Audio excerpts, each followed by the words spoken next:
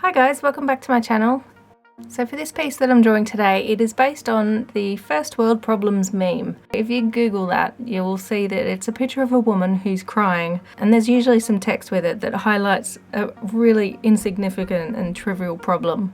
I just find it really funny, so I've done quite a few of these in the past. I've got 4 of them inspired by my favourite Disney villains, and another 4 inspired by some of my favourite Marvel heroes and DC heroes. And I'm pretty sure that you can guess who inspired this piece. It might look like I started the video halfway through, but it's because I've already got a female face from a previous drawing that I figured I would just reuse it as a template, because there's absolutely no point in drawing the same thing twice.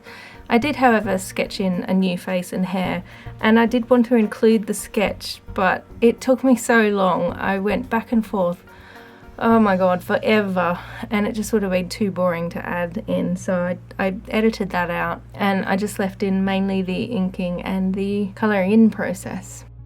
For the inking, I used one of Kyle Webster's brushes. It's the Ultimate Inking Thick and Thin brush, and it is, I think, probably my favourite.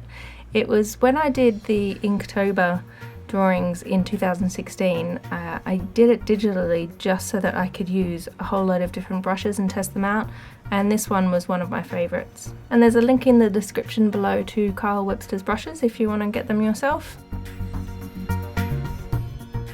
You'll see at the end of this piece that I do change a few things, like that lock of hair halfway up her hand, I delete that completely. I move her nose down slightly because I'm still not very good at drawing faces, so it does take me a little while to sort of tweak things and get them right, and that is why the sketching process took a long time, because I just need more practice at drawing faces.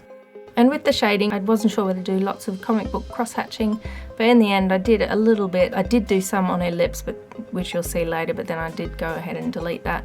But in the end I just decided on some soft colour shading.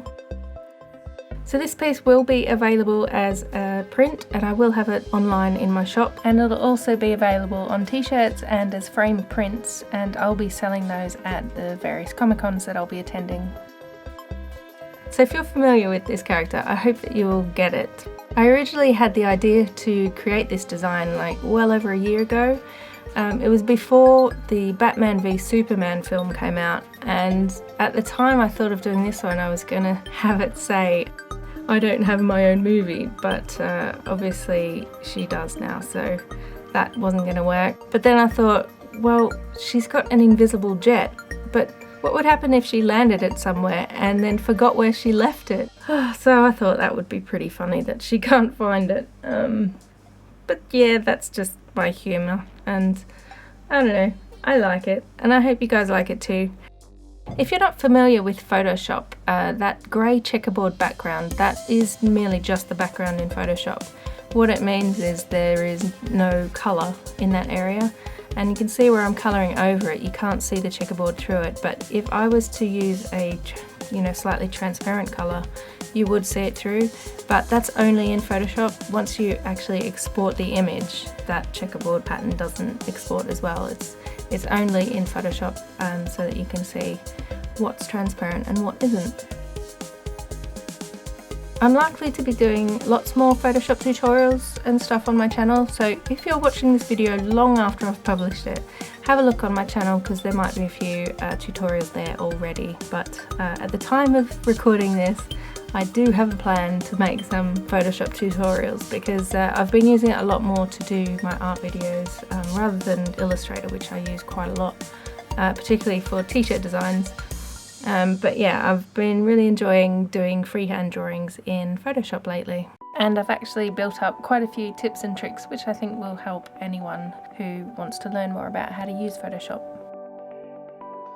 But I'm not going to blabber on, keep talking too much. I think the music is probably better than my voice. So I will leave it here, and I just wanted to say thank you very much for watching and supporting my channel. Please give me a like and a thumbs up and all that good stuff. Share it with your friends. Hit the subscribe button and press the little notification bell to be informed of when I upload new videos. Again, thanks very much for watching, and I will see you in my next video.